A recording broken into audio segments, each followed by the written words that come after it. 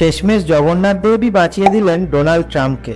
অবাস্তব, আকাশকুসুম বা হাস্যকর মনে হলেও ট্রাম্প ঘনিষ্ঠ মহলের এই ফিসফাস কিন্তু শোনা যাচ্ছে এখন গোটা আমেরিকা জুড়ে।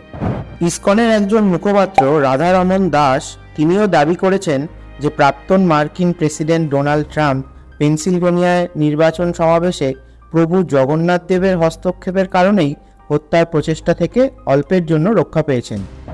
এই ঐশ্বরিক হস্তক্ষেপে কিভাবে এ যাত্রায় বেঁচে গেলেন ডোনাল্ড ট্রাম্প তা জানতে গেলে অবশ্যই আমাদের ভিডিওটিতে লাইক করুন, পরিচিতদের সঙ্গে শেয়ার করুন এবং চ্যানেলটিকে সাবস্ক্রাইব করতে অবশ্যই ভুলবেন না।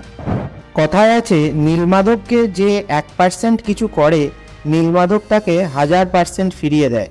জগন্নাথের জন্য ঠিক আজকের দিনে 48 বছর আগে ট্রাম্প যা করেছিলেন, 48 বছর পরে জগন্নাথ দেব হয়তো সেটাই ফিরিয়ে দিলেন ডোনাল্ড ট্রাম্পকে। আমেরিকায় মহাপ্রভু জগন্নাথ দেবের প্রথম রথ শোভাযাত্রা শুরু হয়েছিল 1976 সালে নিউ ইয়র্কে। তৎকালীন 30 বছর বয়সী উদীয়মান এক রিয়েল এস্টেট ব্যবসায়ী ডোনাল্ড ট্রাম্পের সাহায্যে। তখনও ট্রাম্প জগন্নাথ যে কি বস্তু তার মাথামুন্ডু কিন্তু কিছুই বুঝতেন না। সেই সময় যারা ছিলেন তারা বলেন যে ট্রাম্প হঠাৎই রাজি হয়ে যান এক হিন্দু দেবতার রথ বানানোর জন্য এবং নিজের কিছুটা জমিও দান করেন। ইসকনের রথযাত্রা ফান্ডিং করেন।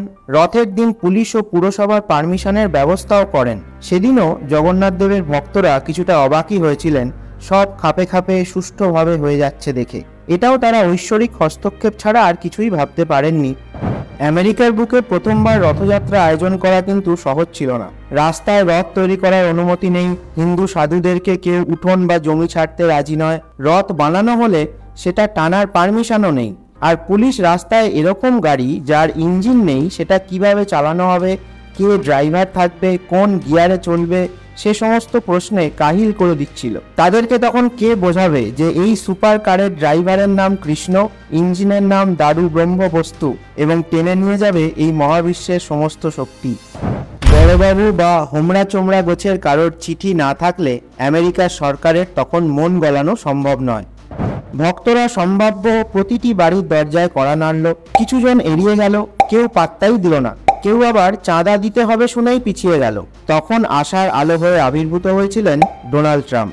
ইসকনের কয়েকজন জয় জগন্নাথ বলতে বলতে হাতে মহাপ্রসাদ নিয়ে চললেন ট্রাম্পের সঙ্গে দেখা করতে। ইতিমধ্যে প্রতি ধাপে তাদের শুনতে হয়েছে ট্রাম্প মুডি, ট্রাম্প 2 লাইন শুনেই তাদেরকে বেরিয়ে যেতে বলবেন, অথবা ট্রাম্প পাক্কা ব্যবসায়ী, 1 টাকাও ছাড়বে না এ ব্যাপারে, ইত্যাদি। আশ্চর্যভাবে ট্রাম্প পুরো ব্যাপারটা শুনলেন মহাপ্রসাদ খুঁটে খুঁটে একটু একটু করে খেতে খেতে। খুঁটিয়ে খুঁটিয়ে দেখলেন জগন্নাথ, বলরাম, সুভদ্রার ছোট্ট বিগ্রহ। এরপরই হঠাৎ করে ওনার কি মনে হলো, পারমিশন দিয়ে দিলেন রেল ইয়ার্ডের জমিতে রথ বানানোর জন্য। শুধু তাই নয়, দিলেন ভালো মতো ফান্ডও এবং আশ্বাস দিলেন যে এই রথযাত্রাকে সুষ্ঠুভাবে সম্পন্ন করতে হবে। অবাক করা ব্যাপার, নিউ ইয়র্ক প্রশাসনও রথ তৈরি দেখার কৌতূহল সামলাতে না পেরে এক টানা নজর রাখলো। দিনের পর দিন পারমিশনও দিয়ে দিল। 1962 সাল থেকে নিউ ইয়র্কের ওই রাস্তায় নতুন প্যারেডের অনুমতি দেওয়ার বিরুদ্ধে মেয়রের আদেশ ছিল। মেয়রও ঠিক আজকের দিনে 48 বছর আগে অনুমতিপত্রে সই করেই দিলেন শেষমেশ। আর যে পুলিশ বুঝেই উঠতে পারেনি যে এটা কি কার রেসিং হবে বা ড্রাইভার কে, কেনই বা এতজন একটা নন মোটরাইজ গাড়িকে টেনে নিয়ে যাবেন, তারাও কিন্তু সেদিন দুদিকে দাঁড়িয়ে নিরাপত্তা দিয়েছিল যোগ্য দাদাকে। পুলিশ প্রধান হাসি মুখে কাগজপত্রে সই করে বলেছিলেন, আমি জানি না কেন এটা করছি, বাট তাও করছি, বেস্ট অফ লাক।